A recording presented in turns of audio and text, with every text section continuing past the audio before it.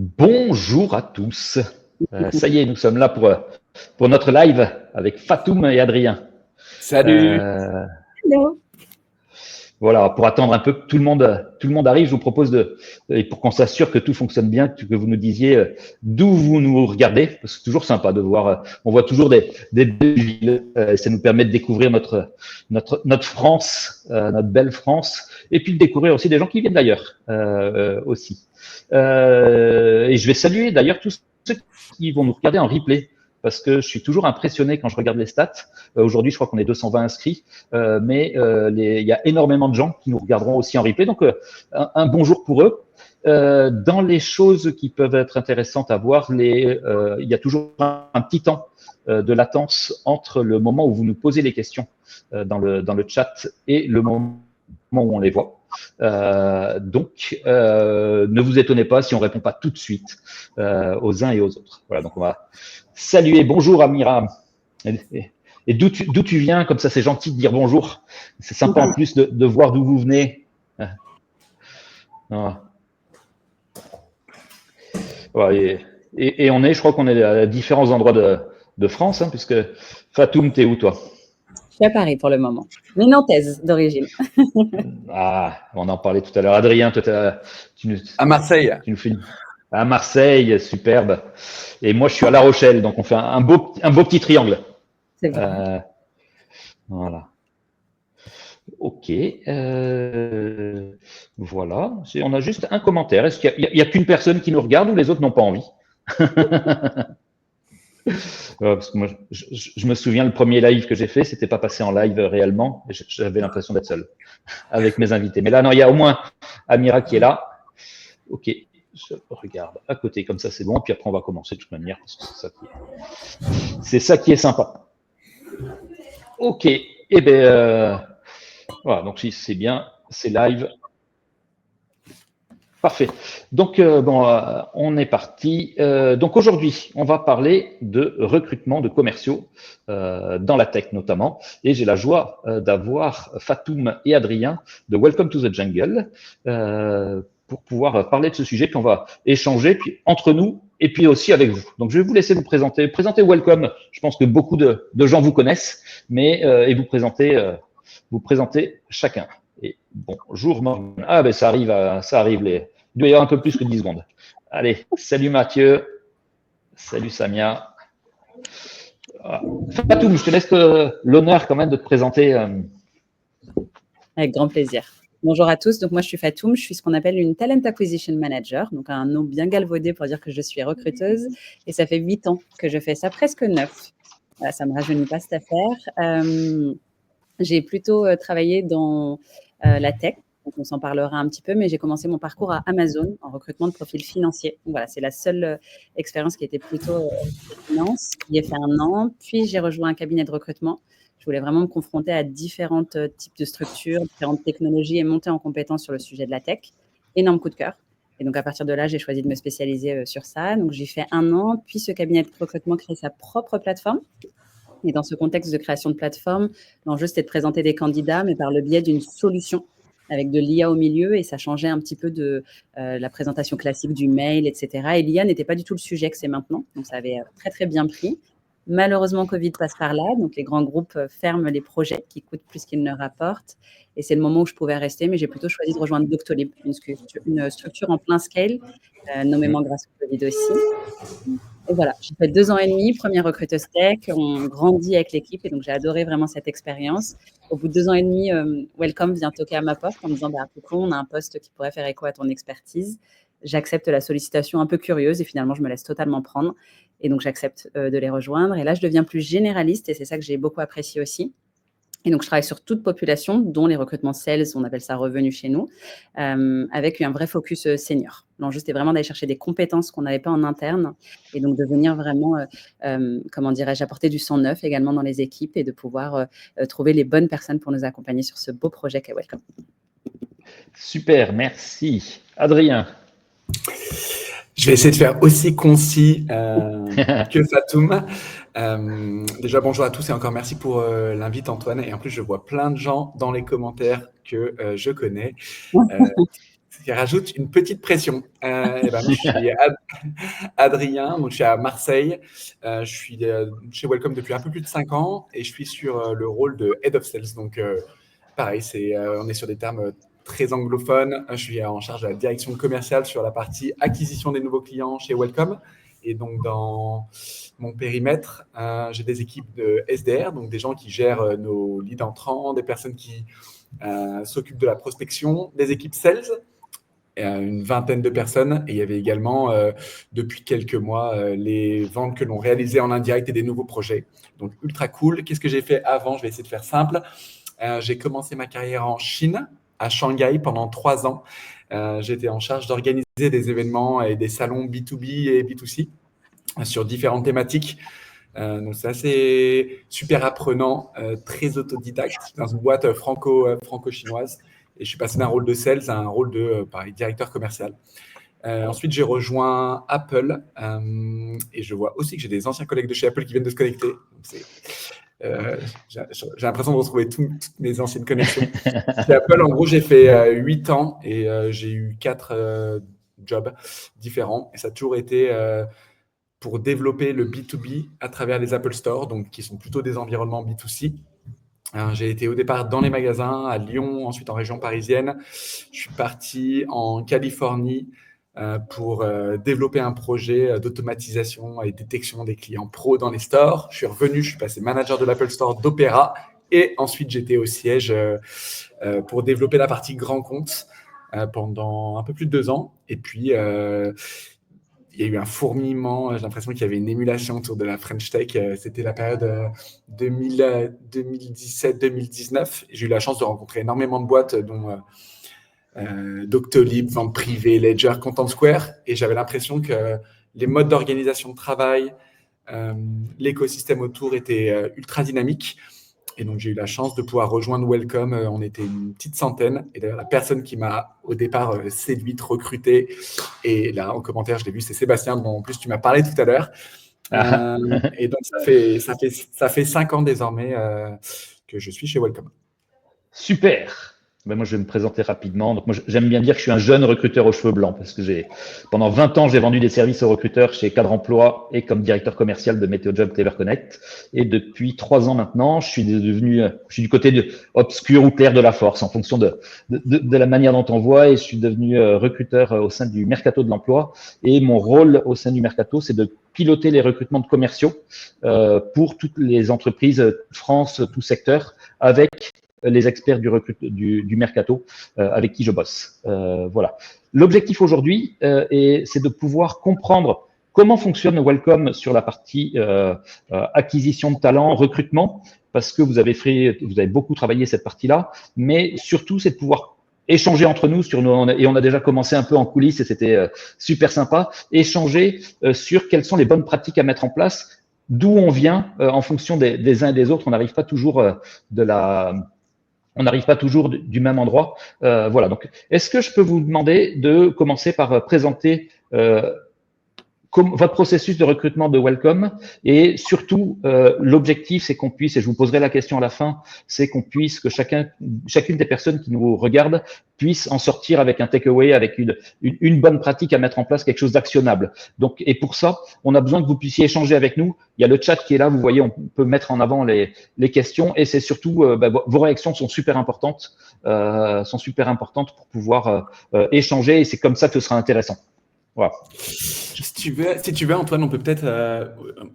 Fatoum je pense, ultra bien détaillé, d'ailleurs bien mieux que moi, le process. Peut-être qu'on peut revenir sur le pourquoi est-ce qu'on a mis ce process en place. Moi, c'était quelque chose sur lequel j'avais été moins impliqué dans ma carrière précédente, le recrutement. Et ce qui m'a pas choqué, mais le constat qu'on a fait quand on a dû commencer à beaucoup recruter, c'était la période dont tu parlais tout à l'heure, mais post-Covid, tu vois, 2020-2021, on a eu un emballement un petit peu de la tech avec beaucoup de services qui ont été très sollicités et donc énormément de boîtes qui étaient très bien financées et qui avaient besoin de recruter, notamment, tu vois, des volumes conséquents d'équipes commerciales, donc grosse compétition. En fait, quand tu es dans une compétition comme ça, soit tu gagnes parce que tu as beaucoup d'argent et donc tu es capable de pouvoir payer le marché à des niveaux plus hauts, soit tu gagnes parce que tu vas plus vite. nous, chez Welcome, on va peut-être en parler, mais on est sur des salaires, je pense, qui sont justes par rapport au marché, juste dans le sens, pas juste bas, mais juste équitable. Et on a plein d'autres avantages. Et donc, un des constats pour moi, c'était il faut qu'on arrive à gagner vite, parce que par rapport à d'autres concurrents et par rapport à des acteurs qui ciblent le même type de profil que nous, c'est-à-dire des SDR, donc des gens en avant-vente.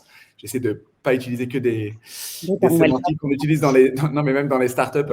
En gros, des gens qui vont s'occuper de la prospection commerciale, des gens qui vont s'occuper de la qualification des demandes entrantes, des commerciaux, des AE, des AM. Tu es dans un marché où il y a beaucoup de candidats et où il faut réussir à désormais répondre aux attentes des candidats qui vont solliciter en même temps 3 ou 4 acteurs.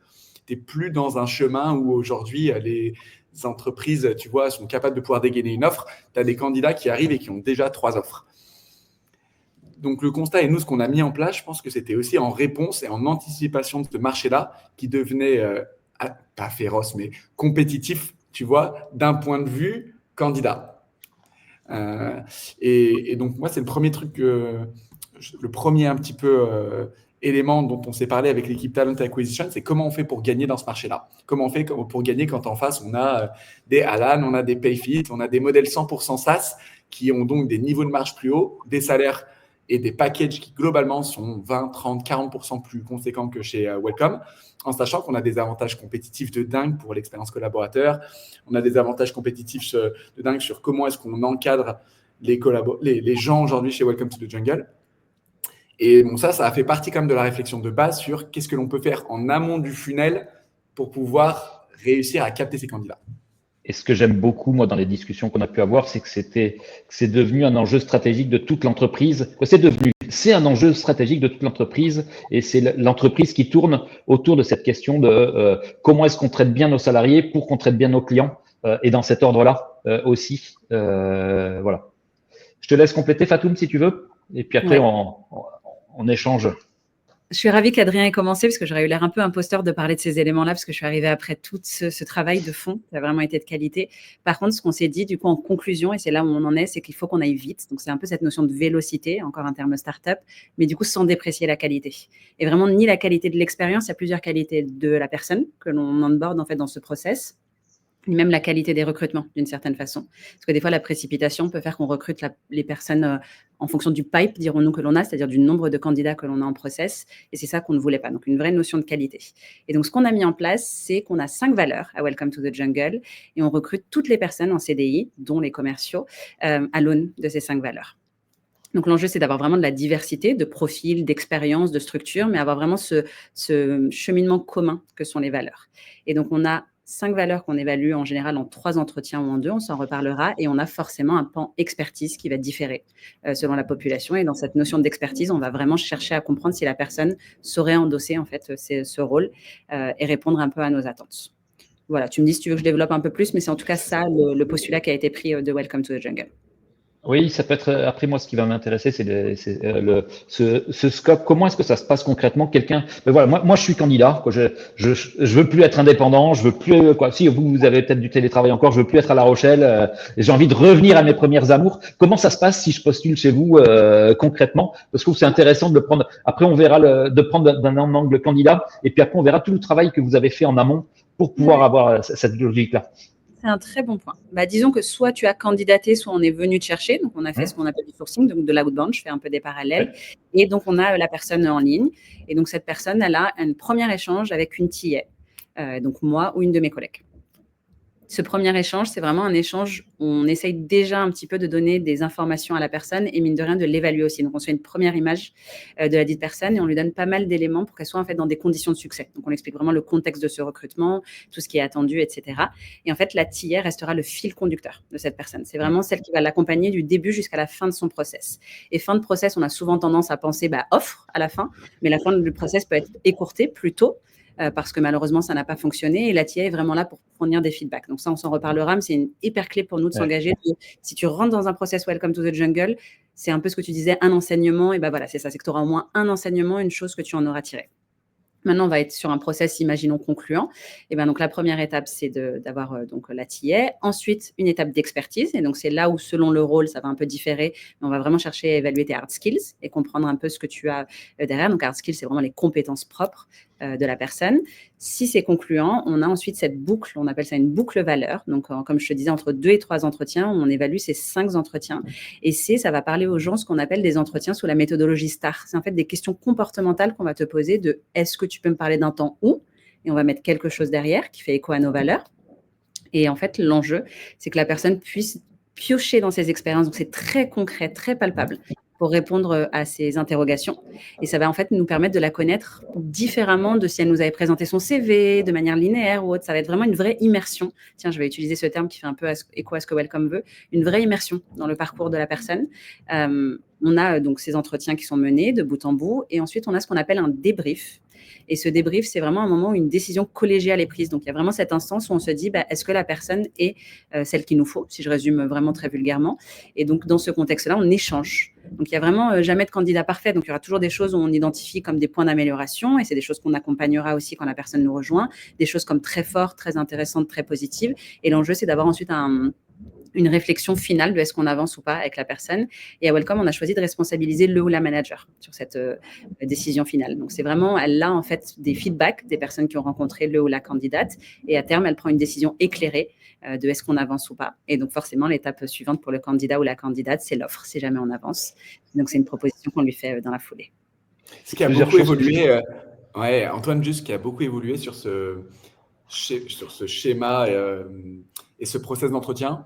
Les 2-3 premières années, on fonctionnait moins comme ça. En tout cas, on n'avait pas ces valeurs chez Welcome. Ce qui est ultra intéressant, c'est que désormais,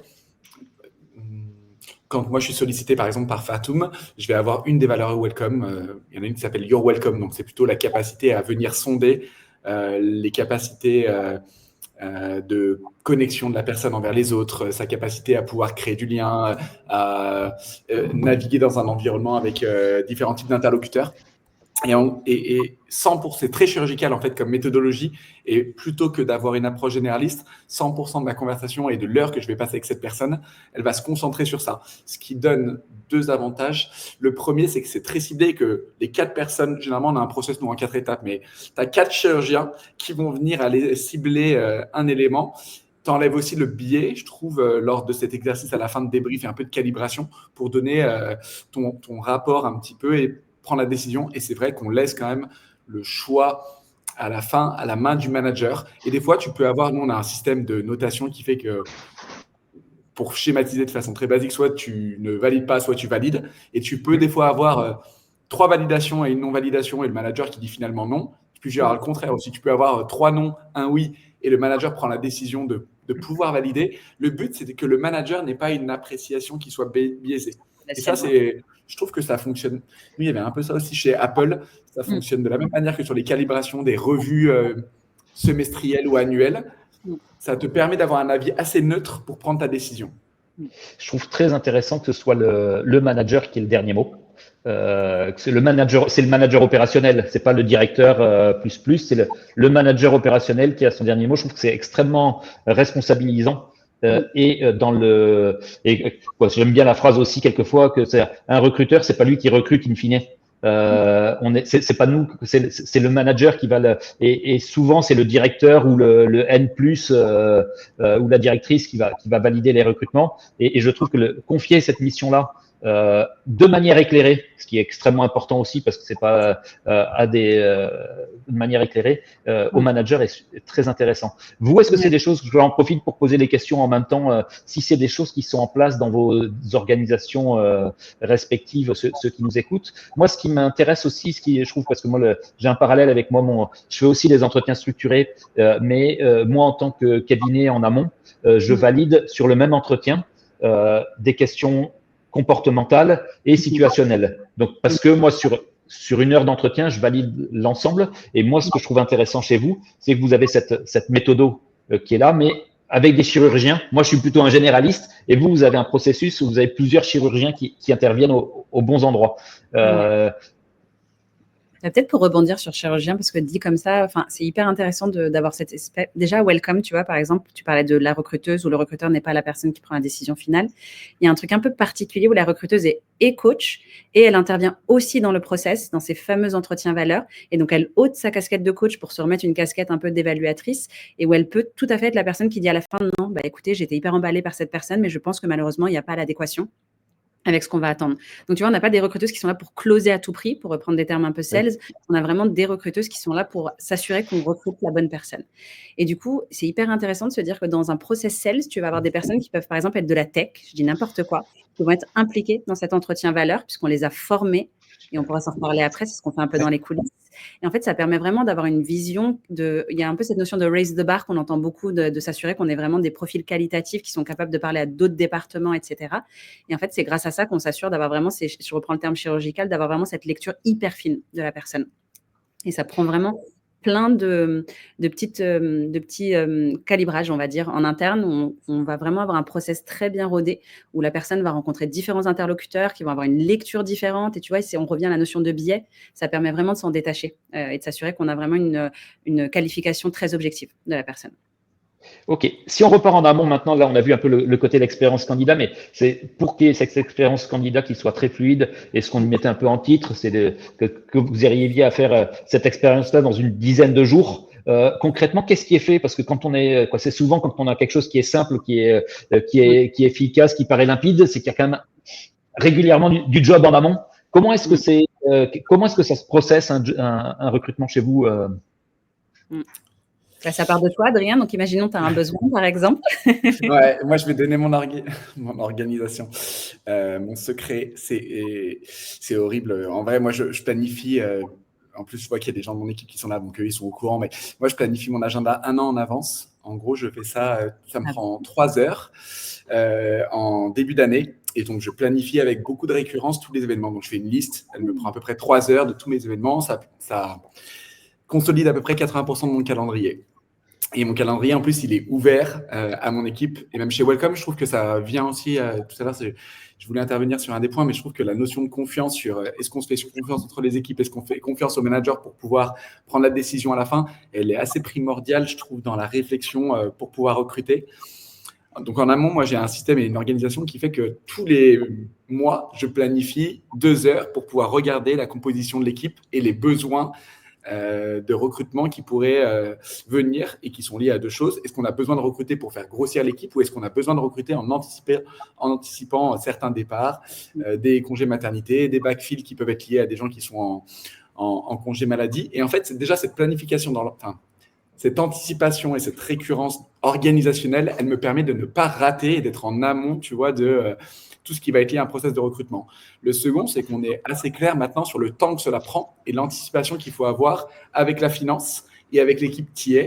Donc ça, c'est dans la deuxième orga. Donc je vais dire dans le takeaway, tu vois, je m'en parlais tout à l'heure. Qu'est-ce qu'il faut retenir? Moi, je trouve que pour les gens qui ont la prise sur les recrutements de leurs équipes, elles doivent avoir une fréquence et quelque chose de très régulier sur le sujet de l'architecture de leurs équipes. Donc, moi, mon truc, en tout cas, je mets 2 heures tous les mois qui sont liées à ça, où je regarde la compo de mon équipe, j'anticipe les mouvements, les conversations. Donc, ça a 2 avantages, c'est d'être toujours en amont quand même sur les questions qui vont être liées au recrutement. La deuxième, c'est est-ce qu'on fait des gens une priorité? Moi, ma prio, c'est que les gens puissent se développer, les gens puissent être mobiles, les gens puissent grandir, et s'ils partent, qu'on puisse anticiper leur départ pour que ça se passe bien.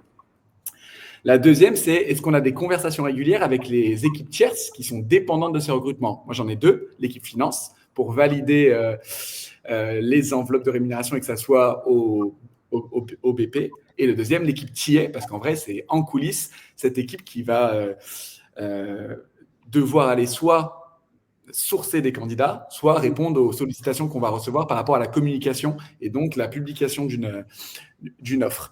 Et donc, nous, on a des meetings avec l'équipe TA, pareil, soit une fois par mois, soit une fois tous les 15 jours, ce qui crée aussi le fait qu'on n'a pas de trou dans la raquette dans ce process un petit peu pour être certain qu'on parle aux bons candidats, que les attentes sont bien définies et que l'on respecte un peu nos timings, nos temps de passage entre les différents process. Et ensuite, dès qu'on lance un live, on va dire, des offres ouvertes sur Welcome. On a, ce que va peut-être détailler Fatoum après, mais on a la définition du brief. Qu'est-ce que j'attends vraiment par rapport à un rôle de commercial sur petites et moyennes entreprises, par exemple.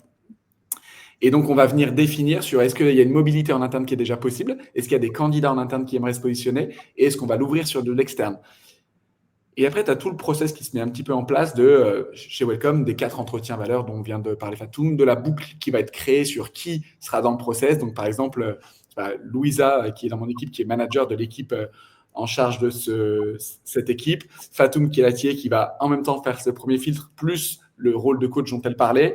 Moi, qui suis peut-être des fois en 3e ou en 4e étape. Et puis, on a généralement une 4e personne qui fait partie de ce process-là.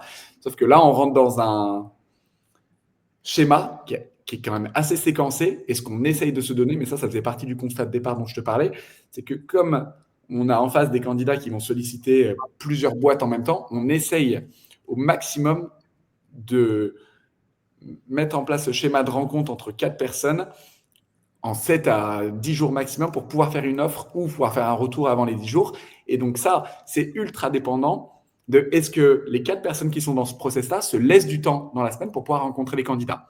Donc ça, c'est le dernier trick. Le dernier petit jeu, c'est que moi, je laisse 2 à 4 heures par semaine dans mon agenda, en plus de ce qui est planifié, sur rencontrer les candidats.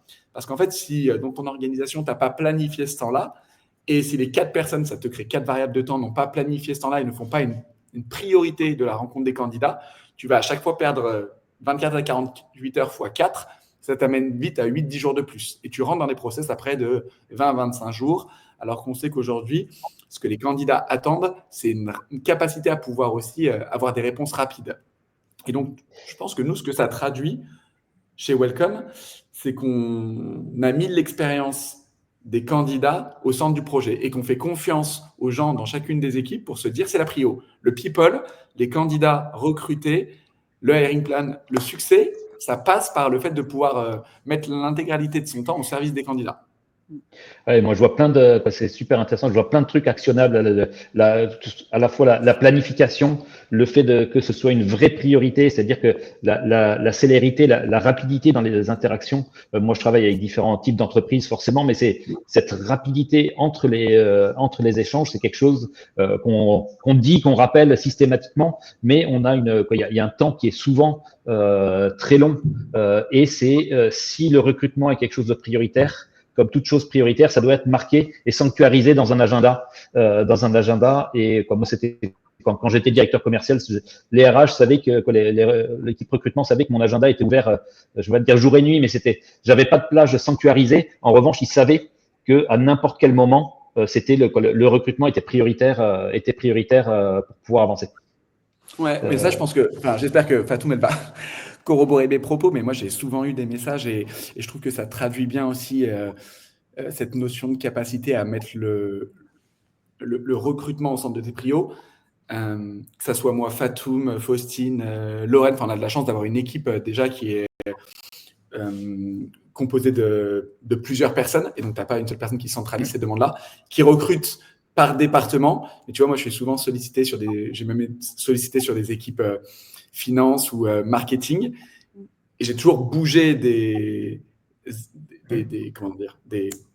éléments dans mon agenda pour pouvoir prioriser le recrutement et être certain qu'en fait, on fait passer le candidat avant, j'en sais rien, moi, de la possibilité de répondre à 2-3 mails qui passent en priorité 2. Et je pense qu'on a gagné des recrutements, vraiment, même sur des profils dans des équipes, grâce à ça, juste parce qu'en fait, on montrait aux candidats qu'on était disponible pour eux et que moi, je montrais aux équipes tiers et aux équipes recrutement que j'étais capable de bouger ça dans mon agenda. Et pour être très honnête, moi, ça me donne après un argument pour aussi dire à Fatoum, là, la prio, c'est le recrutement des personnes de mon équipe et j'en ai besoin, en fait, qu'on l'accélère. Et je trouve que ça, pour une entreprise qui a compris qu'aujourd'hui, la guerre un peu des talents, c'était une guerre de temps. Vraiment, c'est qu'une guerre de temps. Je ne pense pas que ce soit une guerre d'argent. C'est mieux si on a en plus cette capacité à pouvoir bien rémunérer ou d'autres avantages, mais cette disponibilité que tu passes sur l'humain, le fait que nous, aujourd'hui, une Fatoum, entre chaque entretien, elle vienne recoacher, redonner du feedback pour que le candidat progresse, mais c'est extraordinaire. Franchement, c'est extraordinaire. Ouais, je suis alors moi, j'ai moins ce côté célérité, rapidité. Je le mets plus dans le terme d'expérience. Et et la rapidité est une composante de l'expérience, mais ce que j'aime dans le processus, c'est que c'est rapide, mais c'est structuré. C'est une expérience qui est super agréable. Et effectivement, le fait de pouvoir coacher chacun et d'avoir un débrief à chaque fois, s'assurer que tout est bien compris, tout est bien intégré, c'est quelque chose qui est extrêmement appréciable. Dans ce qu'on échangeait aussi, c'était la partie de kick-off en fait et ça peut être intéressant que tu nous expliques, Fatou, comment est-ce que quand vous avez un poste, comment est-ce que vous le mettez en place derrière? Ouais. Bah, moi, mon takeaway, c'est pour te citer toi d'ailleurs, Antoine, mais c'est de se dire il faut perdre du temps en amont de phase pour vraiment ensuite gagner plus tard. Et donc, c'est prendre le temps. Et donc là, ça fait très processé comme ça, mais il faut vraiment imaginer un temps d'échange où en fait, on met autour de la table les personnes qui vont être les parties prenantes de ce recrutement. Et là, je parle plus des décisionnaires. Donc, nommément, c'est souvent les hiring managers, donc les managers du rôle. Je suis un peu du anglais. Et donc, ces managers de rôle vont vraiment nous expliquer quelle est la personne qu'elles attendent. On se parle vraiment, bien sûr, de critères objectifs. Donc, quelle est la personne qu'elles attendent, dans quel contexte est-ce qu'elles vont travailler, qu'est-ce qui va être clé. Et c'est aussi le moment où on détermine un peu qui va être dans le process, qui va, comment dirais-je, intervenir. Et on va se créer vraiment toutes ces instances. Donc, ça, c'est la première chose. Mais en fait, ce kick-off, il est extrêmement clé parce qu'il crée vraiment… Ce commentaire va me perturber, je pense, tout le long Je le change pour que ce soit plus simple. Et donc, ce kick-off, il est extrêmement clé parce que c'est là où tu calibres. C'est vraiment là où tu calibres. Et je pense que, Adrien, à mon tour de te repasser la balle s'il le faut, mais c'est des moments où tu peux peut-être avoir l'impression de dire des choses un peu évidentes ou creuser des éléments qui semblent peut-être assez intuitifs, mais en fait, ils sont clés parce que c'est ça qui va calibrer un peu l'expérience candidat. On se parle souvent d'expérience candidat, mais on ne comprend pas que dans les coulisses, en fait, il se passe plein de choses pour qu'une expérience candidat soit de qualité. Et donc, ce kick-off, une fois qu'il est fait, nous, et donc à voir si c'est peut-être trop processé pour des plus petites structures, mais quand même à noter, on crée ce qu'on appelle une scorecard, donc vraiment un document qui est visible de tous, toutes les personnes dans le process, qui explique de manière objective les attentes qu'on a d'une personne. Et on se parle, encore une fois, de critères objectifs. Donc, si je cite Adrien, c'est là où on enlève le biais. On ne se parle pas de gens sympas, avec qui on a hâte d'aller prendre une bière, même si c'est un plus, évidemment, mais on se parle vraiment de gens, tu vois, qui vont répondre à l'attente du rôle. Et donc, cette scorecard, c'est le fil conducteur de tout le process. Elle peut être calibrée, pour info, c'est pas set in stone, c'est pas arrêté, gravé dans la pierre et après on ne bouge plus. Elle peut évoluer, mais elle est clé. On a ensuite, dans ce kick-off, moi, je le dissocie du brief. Donc, vous me dites si c'est le cas dans beaucoup de structures, mais le brief, c'est vraiment le moment où tu parles avec le manager et tu comprends les attentes du rôle, etc. Là où le kick-off, il peut intégrer, par exemple, les intervieweurs qui vont être dans le process. Il peut intégrer toutes les personnes qui vont avoir en fait un mot à dire sur ce futur recrutement. Et c'est là où on calibre l'agenda. On en revient à ce que disait Adrien. Et pour répondre à ce qu'il me demandait tout à l'heure, oui, ça aide énormément d'avoir ces instances de temps où tu te dis, très vite, je peux être véloce sur ça. Ça aide à savoir qui va poser quoi comme question, sur quelle valeur est-ce qu'on va être, on va éviter la redondance. Et en fait, toute cette expérience, c'est là où on va la calibrer. Et le point hyper important, c'est que chez Welcome, on a oublié de le mentionner, mais on a en fait un programme qu'on appelle, très anglais, mais tant pis, Hire, Better, Faster, Stronger, qui veut dire qu'on veut recruter rapidement, mieux, dirons-nous, et de manière plus forte. Ça se traduit très, très mal, les candidats. Donc, la petite référence à Daft Punk que je pense que vous avez saisi. Et en fait, dans ce programme, on forme les gens à ce type d'entretien valeur. Et cette formation, elle nous permet de s'assurer ensuite que quand les candidats ont cette personne en face d'eux, ces intervieweurs, ils sont pour sûr calibrés de la bonne façon, évalués de la bonne façon. Et là, l'expérience, elle est vraiment à l'attendu. Donc, on a fait le brief, on a fait la scorecard, on a créé la fiche de poste. Je l'ai oublié, mais on l'a lancée et mis en ligne. Vas-y, je t'en prie, Adrien. Attends, moi, ce que j'ai déjà vu, par contre, quand on dit scorecard, nous, c'est pas une scorecard avec des notes. Oui. Tu vois, c'est un système qui existe ça chez HubSpot. Oui. C'est un système où la scorecard, elle est basée sur nos valeurs et on a plutôt 3 niveaux de notation. C'est je suis pas enclin à valider la personne, ou je suis enclin. D'ailleurs, on l'a même réduit. Il y a moins ces notes et ces calibrations que l'on peut avoir qui te donnent, je ne sais pas, tu vois, 70 sur 100. Oui. Tu as 4 personnes qui vont te donner leur avis, c'est enclin, validé ou pas validé, pour faire super simple. Et c'est à la fin de cet exercice de calibration qu'on arrive au débrief et la prise de décision du manager. Ouais. Et tu as raison, je pense que le terme scorecard, il est trompeur, donc tu as hyper raison. Parce que moi, dans ma précédente structure, et c'est exactement comme toi, c'était le terme de notation. Et là, quand on parle d'un peu plus global d'un point de vue recrutement, c'est vraiment le document qui dit quelles sont les attentes que tu as en hard skills et soft skills de la candidate. Donc, imagine vraiment… Ouais. Moi, c'est souvent les compétences clés, hard et soft, les compétences clés. Et pour un recrutement, en général, moi, j'aime bien avoir six voilà, compétences clés qui sont validées ou effectivement validées avec les différentes parties prenantes, qu'on soit interne ou externe, mais avec les différentes parties prenantes, on est bien d'accord que c'est là-dessus qu'on part. Oui, complètement. Et tu vois, pour faire le pont avec de l'outbound, par exemple, c'est aussi ce document sur lequel tu te bases quand tu vas aller chercher des candidats, parce qu'il y a ceux qui viennent à toi et c'est extraordinaire. Et à Welcome, on a une image de marque qui fait qu'on a pas mal d'inbound, donc de gens qui candidatent.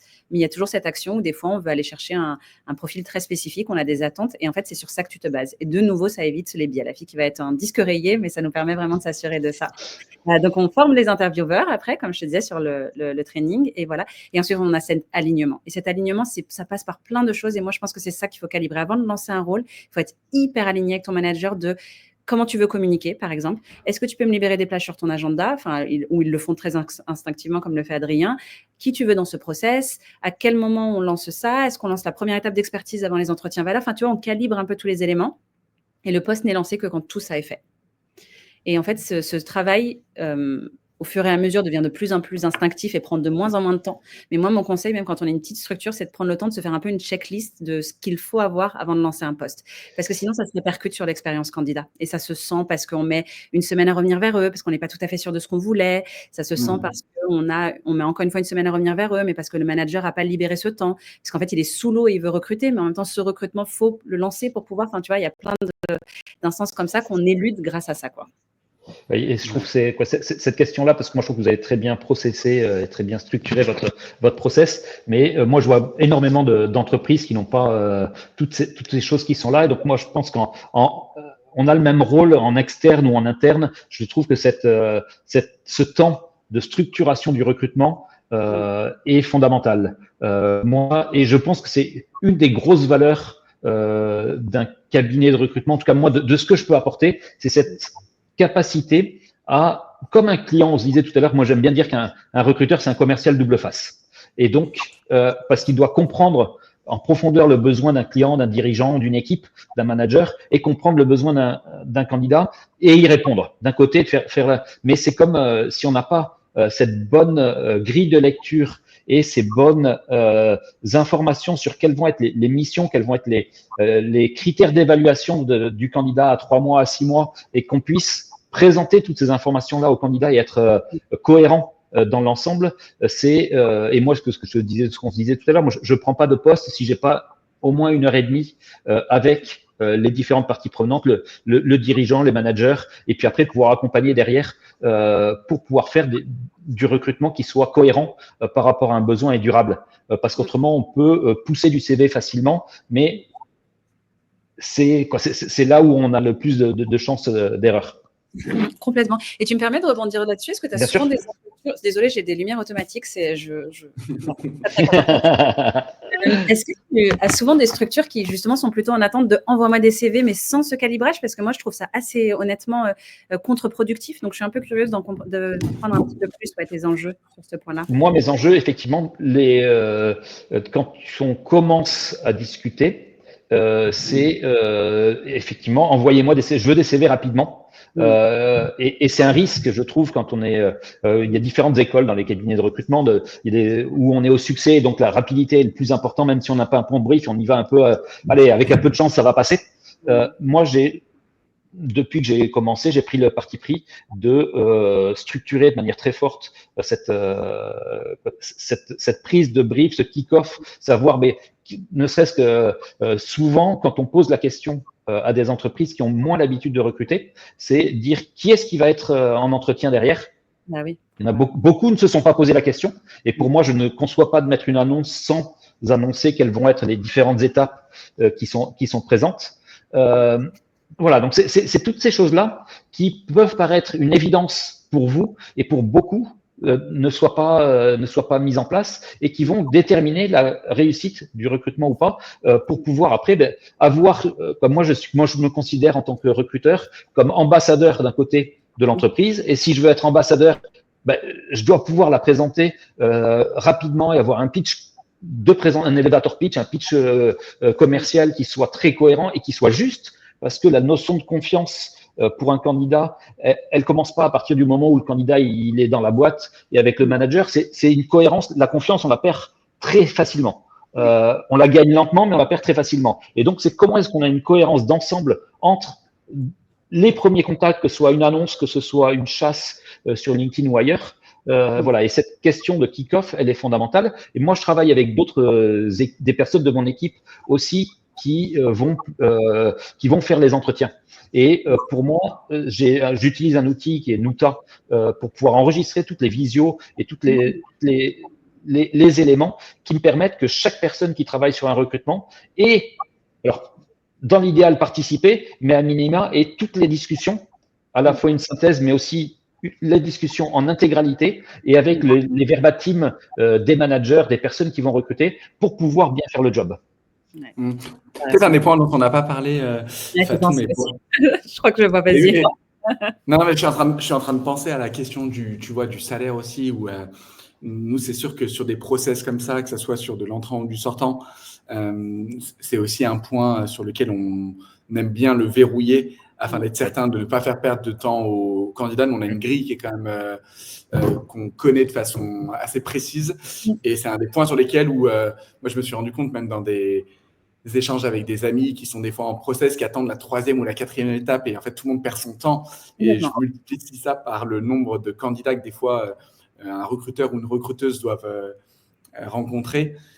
Je pense que ça va aider. Je crois que c'est au début 2026, dans un peu plus d'un an, qui est au niveau européen. Tu vois, une transparence des salaires, au moins sur une grille qui te donne une sorte de fourchette.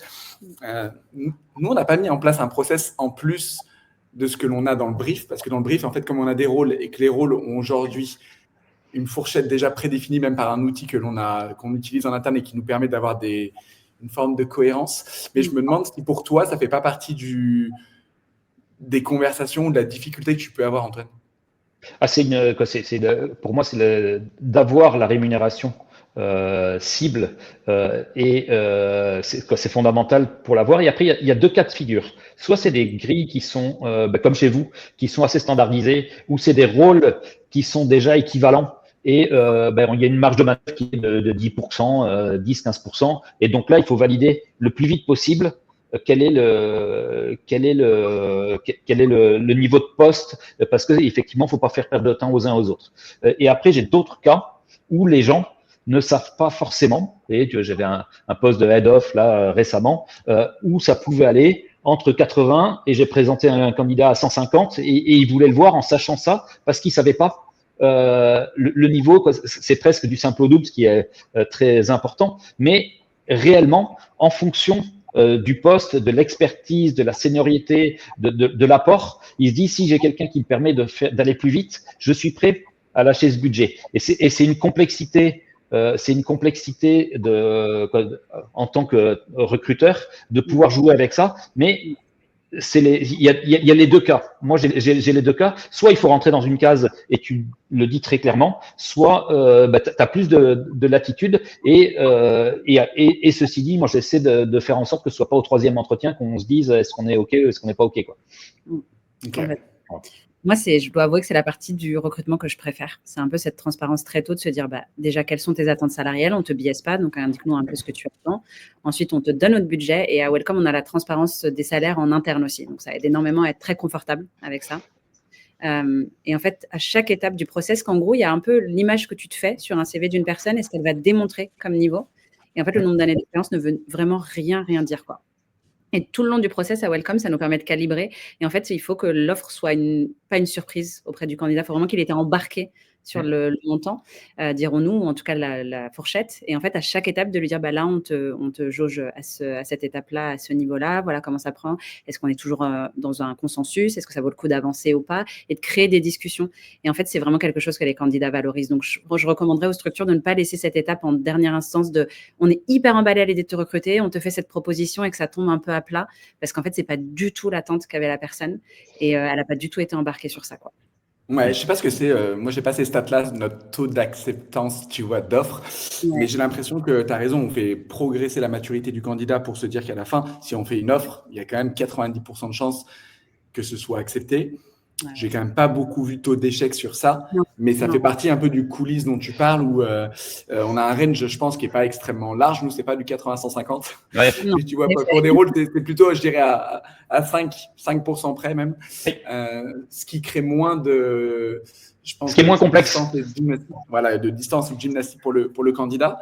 Et Fatoum détaillé, c'est vrai qu'on a même pour les sales, on a des niveaux, à peu près 3 niveaux de seniorité. C'est Et en ça. fonction de l'expérience, en fonction de la pertinence du rôle par rapport à ce que l'on recherche, ça va s'affiner soit plutôt sur des profils juniors, sur des profils confirmés ou des profils seniors. Et à la fin, oui, il y a toujours cette mini marge un petit peu de négociation possible, mais elle est tellement fine que je pense que ça ne fait pas basculer le candidat d'une autre boîte ou d'un non vers un oui. Ouais, et tu as raison, on n'a pas du tout cette stratégie de garder sous le tapis, quoi. On se dit pas, oh, je vais me garder quelques cas, la personne va négocier, etc. On se dit vraiment, en fait, on te fait la plus belle proposition qui fait écho à ce que tu as à partager. Et en fait, j'ai trouvé cette posture quand j'ai rejoint Welcome hyper saine. Parce qu'il y a vraiment plus une collaboration qui se crée entre le ou la recruteuse et du coup le ou la candidate que l'inverse. Parce que si tu te gardes quelques cas sous le tapis, c'est-à-dire que c'est une relation un peu biaisée de confiance ou je vais essayer un peu de comprendre tes leviers enfin, tu vois, c'est pas sain. Et du coup, c'est de se dire d'avoir vraiment un embarquement rapide de la personne et ça crée vraiment à la fin une offre où, pour répondre à ta question, on a un taux d'acceptation effectivement hyper haut, quoi. On doit avoisiner les 95% si ce n'est plus, quoi. Donc, on a… Et moi, je valide cette partie-là, je la valide à quand je fais comme toi, de pouvoir suivre le candidat tout au long du process, et je le valide régulièrement. Si ils sont toujours alignés, s'il y a différentes choses, et la rémunération en fait partie. Moi, en tant qu'ancien directeur commercial, et c'était mon patron Marco qui m'avait enseigné ça, c'était le fait quand on fait une proposition, s'il y a un petit doute, un moment de réflexion, moi, j'avais la latitude et je le faisais s'il y avait besoin de jouer sur cette petite marge de manœuvre de 1 ou 2%, mais dire, voilà, ok, il y a quelque chose qui va pas, mais tout de suite, je te dis, moi, j'ai envie de bosser avec toi, je pense que tu es la bonne personne et c'est pas pour 1000 ou 2000 euros qu'on va arrêter le processus. Donc, moi, je le prends sur moi, je le validerai si besoin, mais c'est tout de suite, je te dis, ben voilà, si tu as un doute, moi, mais après, on n'en reparle plus. Et surtout, ce que j'ai envie, c'est que je pense que c'est le bon endroit pour toi et pour nous. Et donc, voilà, ça, c'est une variable d'ajustement. Il y a ça. Et on avance. Et effectivement, des taux de, moi, en tant que directeur commercial, j'ai eu des taux, c'était, quand on faisait la proposition, c'est que le processus était suffisamment mûr pour qu'il n'y ait quasiment pas d'erreur. C'est ça, c'est délié la part de tout. Nous, on a peut-être moins, enfin, en tout cas, j'avais pas cette latitude-là chez Welcome de dire, bon, je prends les 1 ou 2000 euros pour moi. Mais je trouve ça, il y a plein de petits gestes que tu peux montrer au candidat pendant son process qui vont permettre, je pense, de le verrouiller dans le bon sens du terme. Donc, tu vois, moi, j'arrive toujours dans notre process, je suis toujours en 3e et 4e étape. Et je pense qu'on mise sur moi pour la partie énergie, enthousiasme, capacité à la fin à montrer ce que ça peut être Welcome. Mais tu vois, je double toujours ça à la fin, pour les candidats en tout cas que j'ai envie qu'on ait, et où je me dis, il faut qu'on fasse cette différence-là. Il y a déjà la vitesse et le fait d'avoir, je pense, exprimé de façon assez enthousiaste pendant l'entretien qu'on a envie qu'ils nous rejoignent, que le candidat ou que la candidate, on a envie qu'il fasse partie de l'équipe. Tu vois, il y a des gens qui n'étaient pas dans mon équipe. Et c'est pareil, à chaque fois, je me laisse toujours un petit rappel, mais qu'on organise. Ça, je donne vraiment le tip, mais pour moi, on l'organise vraiment. Les 2-3 personnes qui sont dans le process, on leur envoie un message sur LinkedIn. Mais tu vois, moi, j'ai des trucs avec mes managers ou des sales qui ont été dans le process, où on organise et on cadence sur les 3-4 jours suivants des messages personnalisés aux candidats pour qu'ils nous rejoignent. Mais c'est quelque chose de, je trouve, super, un peu stratégique, mais en même temps, ça reste super authentique. Tu vois, j'ai pas de template non plus prédéfini pour leur envoyer ces messages-là, mais je vais reprendre le schéma d'un sales qu'on viendrait recruter chez nous. Il a ses 4 étapes, il est trop bien coaché par Fatoum, il a une offre en face d'un concurrent, j'en sais rien, chez Payfit à 24+, je sais qu'on doit gagner par ces gestes-là. Et donc, en J+1, moi, je vais envoyer un message sur LinkedIn. En J+3, le manager de l'équipe va lui renvoyer un message, vous passez un petit appel. Fatoum va le rappeler et tu as dernier 1 ou 2 sales qui vont connecter avec lui sur LinkedIn. Et on va aussi faire ça, c'est créer une disponibilité. Et moi, je vais envoyer des messages à des gens de l'équipe pour qu'ils se rendent dispo pour essayer de parler aux candidats pour qu'on verrouille. Et donc ça, c'est aussi pareil. Est-ce que c'est une priorité pour l'équipe de recruter ce type de talent? Mais plus globalement, est-ce que c'est une priorité pour l'équipe, la gestion des talents? Et c'est des gestes où, en fait, on en parlait tout à l'heure, pour moi, ça c'est pareil. C'est de l'orga, c'est de la dispo de temps, mais c'est ça qui fait gagner, à la fin. Donc, c'est pas un investissement pour moi, tu sais, très tangible avec combien ça me coûte, mais c'est un investissement de combien de temps ça me prend, est-ce que c'est une prio? Et si tu mets ça en base un peu du socle de ta réflexion sur du talent acquisition, tu auras toutes les équipes qui seront alignées, tu arriveras à gagner les meilleurs talents, tu arriveras à garder les gens, tu arriveras aussi à avoir ces principes, parce qu'on parle beaucoup là de recrutement sur de l'externe, mais quand tu laisses ce temps-là aussi pour de l'interne, moi, le temps qui n'est pas utilisé quand en ce moment on a moins de recrutement, j'ai toujours ce temps-là dans mon agenda et c'est quoi les mobilités possibles des gens de mon équipe vers d'autres fonctions. Tu l'utilises dans, pour moi, il y a le talent acquisition, mais après, tu as ton talent pool de gens qu'il faut continuer de faire grandir dans ta boîte et c'est ta rétention que tu gères à travers ce type d'organisation. Je vois qu'il nous reste une dizaine de minutes. S'il y en a qui ont des questions, n'hésitez surtout pas, des remarques. Et moi, déjà dans ce qu'on a pu dire, s'il y en a qui ont ce que chacun retient de ces échanges, je trouve que ça enrichit, le fait de le nommer, ça permet d'enrichir aussi les réflexions des uns et des autres et de pouvoir échanger entre nous. Comme ça prend toujours un peu de temps. Est-ce qu'il y a des sujets, vous, que vous souhaitez compléter sur ces différentes ou des choses qu'on n'a pas encore vues qui sont importantes? Avec le petit battement, on va se tourner. Peut-être qu'on peut donner. Moi, je me rends moins compte, mais Fatoum, ce que l'on fait avec les candidats avec qui ça n'avance pas. Oui. Parce que là, on parle de tous les succès, les 95% d'acceptance. On gagne les gens, on fait des salaires 20 000 € moins chers. Il y a aussi plein de candidats qui postulent et je pense que c'est ultra important parce que moi, ça m'est déjà arrivé de postuler à plein de trucs et de ne pas être pris. Et l'expérience était quand même différente. J'espère que chez Welcome, on met un niveau standard sur ce que l'on fait pour les candidats qui ne fait pas avancer. En fait, la première chose, c'est déjà la lecture du CV. Si le CV n'est pas retenu, on propose en fait un accès à notre agenda pour pouvoir en discuter si jamais les personnes ont des questions de pourquoi je ne suis pas retenue versus le mail un peu automatisé. En fait, comme c'est des humains qui revoient tous les CV, on a quand même des mails automatisés pour dire non, malheureusement, mais on fait ce petit créneau de temps.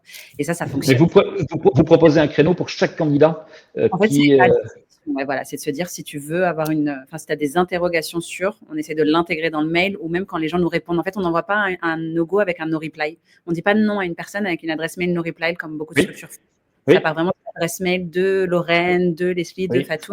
Et du coup, ça permet de répondre.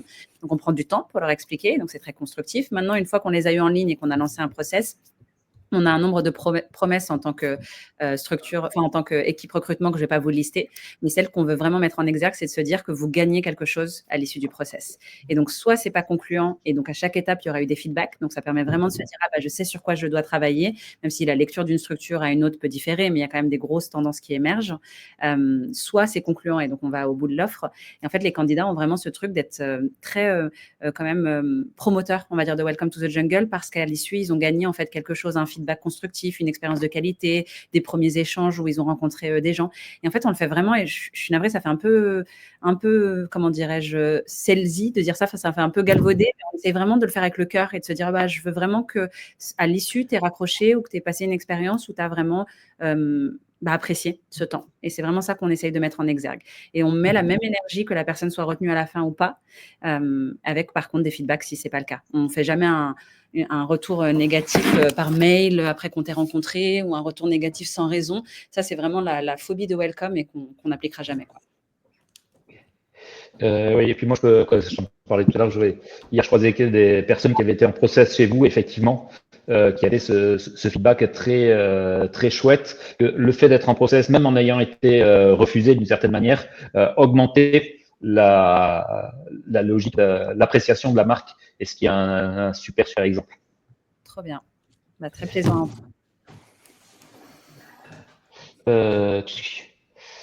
Alors, c'est passé vite. Question. Ah ouais, ça va toujours vite. Charlotte, quelle est votre expérience et votre taux de réussite dans le recrutement de talents seniors? Disposez-vous de solutions spécifiques pour attirer et intégrer ce type de profil? Je te laisse répondre. Ouais, avec grand plaisir. Là, c'est vraiment le focus en plus 2024-2025 de Welcome, d'aller chercher des talents seniors que l'on n'a pas en interne et de vraiment chercher de l'expertise en externe. Du coup, la suite de solutions, forcément, on a la nôtre, Welcome to the Jungle. Donc, on va vraiment utiliser notre propre ATS pour réceptionner les candidatures et les gérer de bout en bout. Et c'est vraiment cet outil qui nous permet de s'assurer que tout n'est pas flou dans un Notion ou dans un Excel et d'avoir vraiment une suite de solutions qui va nous permettre de les suivre de bout en bout et de leur écrire, de créer du lien, etc. Donc, c'est cette suite de solutions. Et comment dirais-je, l'expérience qu'on veut mettre en place, c'est un peu tout ça. En fait, un ou une candidate senior a passé différents process, a des attentes et se fait une image très forte de la structure à travers le process. Et du coup, on en revient un peu à tout l'enjeu de ces 1 heure d'échange, mais c'est de se dire qu'est-ce que je mets en place pour qu'ensuite, le candidat ou la candidate ne voit que ces 10 jours qui vont se passer et vraiment une expérience hyper fluide où toutes les étapes se succèdent, où il y a une continuité d'échange, où les personnes échangent entre elles pour se dire moi j'ai vu, voilà ce qu'il m'a dit, voilà sur quoi je te conseille de rebondir, etc. Et c'est faire vivre fort cette expérience. Et du coup, le taux elle disait, de réussite dans les recrutements de talents est bon. J'ai peur de m'engager sur un chiffre parce qu'en fait, on va bientôt justement en ressortir un, donc je ne veux pas être un peu dépréciative, mais on excède les 90% de taux d'acceptation, ça j'en suis certaine, et on avoisine presque l'acceptation, comment dirais-je, automatique, c'est bizarre dit comme ça, mais à chaque fois, on va dire, de nos offres. Je pense aussi, Fatoum, moi, dans la lecture de la question, il y a comment est-ce que l'on attire des fois des profils avec une expertise différente. Tu dois aussi passer par des canaux, ou en tout cas un moyen différent. Nous, on fait beaucoup appel à la cooptation. On n'en a pas parlé chez Welcome. On a un programme en place qui rémunère les collaborateurs avec une prime de 1 800 € lorsqu'il y a une cooptation qui est validée, avec une partie de la prime à la fin, déjà à l'arrivée, et une autre partie, je crois, à la validation de la période d'essai. Ça te permet quand même d'utiliser, encore une fois, ta ressource principale et celle qui a le plus de valeur, c'est ton équipe, pour pouvoir t'aider à recruter. Tu vois, on a la chance, nous, d'être équipés on en parlait tout à l'heure, mais d'une équipe qui est quand même conséquente. Et les boîtes, et c'est normal, en fonction des tailles, n'ont pas cette même disposition. Et quand tu as déjà même 10, 15, 20 personnes, c'est potentiellement 20 recruteurs possibles. Donc, est-ce que tu impliques tout le monde? Est-ce que tu fais confiance à ton équipe? Est-ce que tu as bien briefé les gens sur ce qui était nécessaire? Est-ce que tu voulais attirer comme type de talent? Et donc, si tout le monde est aligné, ça revient un peu, pour moi, la philosophie de base. C'est si ta prio, c'est les gens et les talents, toute l'entreprise doit tourner autour de ça. C'est-à-dire que la communication, du leadership, les efforts qui sont mis autour du recrutement, la valorisation, tu vois, du recrutement par la cooptation, ou l'effort, le temps passé, doit être vertueux. Et tu auras les bénéfices de ce système-là qui seront assez automatiques, quoi. Salut Sébastien, merci déjà Adrien. Question de Sébastien. Plus globalement, que pensez-vous de la multitude d'intervenants prenant part au recrutement dans la tech? Souvent 4-5 interlocuteurs avec parfois 2-3 mises en situation. N'est-ce pas contre-productif et rebutant pour certains profils? J'aime beaucoup cette question. Je serais curieuse de savoir, Sébastien, si c'est un vécu, si c'est vraiment l'expérience que tu as eue et ton ressenti, mais je la trouve très saine, la question. Il y a forcément un questionnement, et je pense que c'est vraiment pas un process pour tous. En fait, c'est vraiment cette politique de se dire, le recrutement peut être ardu, mais une fois que tu es en poste, tu as la garantie, et pour toi et pour nous, que c'est la bonne collaboration. Donc ça, c'est vraiment pour simplifier la réponse immédiatement. Là, l'enjeu, c'est de se dire que faut vraiment le voir des deux prismes. Le prisme entreprise, c'est en effet d'avoir plusieurs lectures et d'avoir, comme disait Adrien, ce côté un peu chirurgical où je sais à terme si c'est la bonne personne. D'un point de vue candidat, ce qu'on aime à se dire, c'est qu'il n'a pas vu qu'une population, qu'une personne. Il ne se fait pas une idée sur la base d'une rencontre, parce qu'au jour le jour, il va plutôt collaborer avec plusieurs personnes. Et nous, on le voit plutôt de se dire, ça lui permet d'avoir vraiment une garantie de rencontrer les personnes avec qui il va collaborer de près ou de loin. Ça lui donne aussi des premières personnes qui, quand il rejoindra la structure, sont des premiers contacts, mine de rien. Et dans l'onboarding, c'est hyper clé de connaître des premières personnes, etc. Je pensais à un truc et l'idée m'a échappé, mais ça permet aussi… Non, mince, l'idée m'a échappé, je suis navrée. Donc, je m'arrête là. Tu me dis, Adrien, si tu veux rebondir dessus. Mais moi, oui, tu as raison. Ça crée un biais de rencontrer une seule personne. Et je pense que ça dépend des tailles de structure. C'est vraiment pour venir casser aussi le sentiment qu'une seule personne pourrait avoir ou qu'une personne pourrait donner. Sur les mises en situation, j'avoue que moi, je ne suis pas un énorme fan, donc je ne vais pas être très promoteur de ça. Surtout 2 ou 3. En fait, il y a un use case qui est une mise en situation. J'arrive à le comprendre en fonction de certains rôles. La multiplicité des mises en situation, je les trouve assez contre-productives. Donc, par rapport à ta question, plusieurs interlocuteurs, je le comprends, ça apporte de la richesse, je pense même aux candidats et aux collaborateurs de rencontrer plusieurs personnes. Et ça fait monter tout le monde en compétence aussi pour la boîte, d'avoir 4-5 personnes dans ce programme-là, de gens intervieweurs et qui soient en capacité de pouvoir être disponibles pour les candidats. Il y a un avantage pour le candidat, mais il y a un gros avantage pour l'entreprise. Sur la seconde, je trouve pas ça très productif. Mais je pense que ça dépend aussi peut-être des métiers. Moi, je connais moins les métiers un peu plus techniques dans lesquels peut-être que ce genre de mise en situation a un avantage. Ouais. Moi, ce que je voyais, c'était une de mes premières réflexions quand on a échangé ensemble, c'est que ça demande, si vous arrivez, vous, à être disponible en 7 ou 10 jours, ça demande une sacrée disponibilité côté candidat aussi. Et donc, parce que c'est ça qui est, quoi, il y a toute l'organisation, mais il y a le côté candidat, on peut pas, quoi, moi, je me remets dans mon rôle de salarié et de qui cherchait un job. Quand j'étais directeur commercial, j'avais pas 3-4 créneaux disponibles en 10 jours. Ouais. Mais tu as raison, tu nous en avais parlé. Ouais. Et en fait, nous, on comprend. Nous, après, on va s'adapter aux candidats aussi, à ces contraintes. C'est vrai que c'est une disposition qui est différente entre quelqu'un qui est actuellement en poste et quelqu'un qui n'a pas de poste. Nous, ce qu'on se fixe sur les 7 à 10 jours, c'est la promesse un petit peu welcome organisationnelle et un peu l'obsession qu'on se met d'être très centré sur le candidat et d'être centré sur cette recherche et la disponibilité de talent. Quand une personne est déjà en poste, a une famille, a d'autres contraintes, tu vois, si ça prend 20 jours, ça prend 20 jours. Mais c'est ça que c'est ça que je trouve important et c'est votre capacité à être rapide pour pouvoir vous adapter aux candidats. Et s'il faut être rapide, ben c'est la priorité. S'il faut prendre un peu plus de temps, ben vous êtes capable aussi de prendre un peu plus de temps et d'engager derrière. Et effectivement, moi je pense que la rapidité n'est pas la clé pour tout. Et c'est encore une fois l'expérience et c'est en fonction des uns et des autres. Question sur l'ouverture, un plan d'action, une ouverture concernant le recrutement, la mise en avant de recrutement de talents en Afrique en 2025 pour Welcome. Est-ce que vous avez ça dans les cartons? Écoute, pas pour le moment. Par contre, c'est en effet une destination où j'espère que je serai la première tenue informée, mais non, pas pour le moment. On a des projets d'expansion aux États-Unis et ça, c'est vraiment tout l'enjeu 2025. Donc, c'est plutôt le haut pour le moment de la carte du monde. Très bizarre dit comme ça, mais c'est pas grave, tant pis. Et plus tard, on aura peut-être d'autres projets d'expansion et pourquoi pas dans ce continent, pardonne-moi, mais là, non, c'est pas dans les petits papiers. Voilà. Bon, en tout cas, on arrive à la fin de cette heure. Merci beaucoup. Merci. Est-ce que l'un et les uns et les autres, vous avez une chose parce qu'on n'a pas eu beaucoup de commentaires en live sur ce que vous retenez. Moi, j'ai noté 2-3 trucs qui me paraissaient fondamentaux. Est-ce que s'il y avait une chose à retenir ou une phrase clé de nos échanges, ce serait quoi? Nous, c'était un peu en amont de ce live, mais quand tu tout à l'heure parlais il faut perdre ce temps, tu vois, perdre ce temps au départ pour le brief et tout. Moi, je pense que c'est un peu la clé. C'est de l'investissement. Je ne trouve pas que ce soit de la perte de temps, tu vois. Pour moi, c'est de l'investissement de temps en amont qui va ensuite permettre de t'en faire gagner beaucoup. Et ça fait un peu écho avec, moi, en tout cas, le retour d'expérience que j'ai de ces 5 années, ça reste le meilleur invest. Et ça permet d'aligner toutes les équipes aussi sur cet effort derrière. Donc, je resterai sur ça. Ouais. Super. Ouais, complètement aligné. Et moi, peut-être, j'aime bien l'idée aussi de se dire que le recrutement, c'est pas que le rôle de là ou le recruteur, quoi. C'est vraiment de se dire qu'on a tout le monde. Et en fait, cet effort collégial, on le ressent vraiment après sur les résultats à terme. Et tu vois, quand tu mentionnais les petits messages que tu fais une fois que le candidat, l'offre est faite ou autre, c'est toutes ces petites actions où la personne se dit, j'ai pas eu que la vitrine de Welcome to the Jungle qui est souvent vue comme le ou la recruteur, mais j'ai vraiment eu un rapport humain avec toutes les personnes que j'ai rencontrées. Et ça, je conseillerais à tout le monde d'essayer un peu de mettre ça en place. Et surtout dans des petites structures où c'est encore plus évident parce que c'est des gens qu'on va rencontrer au quotidien et avec qui on va travailler. Et merci. Et pour moi, ce sera effectivement cette priorité du recrutement, priorité numéro 1 du recrutement et le fait de pouvoir planifier, ce que tu fais, Adrien, de planifier.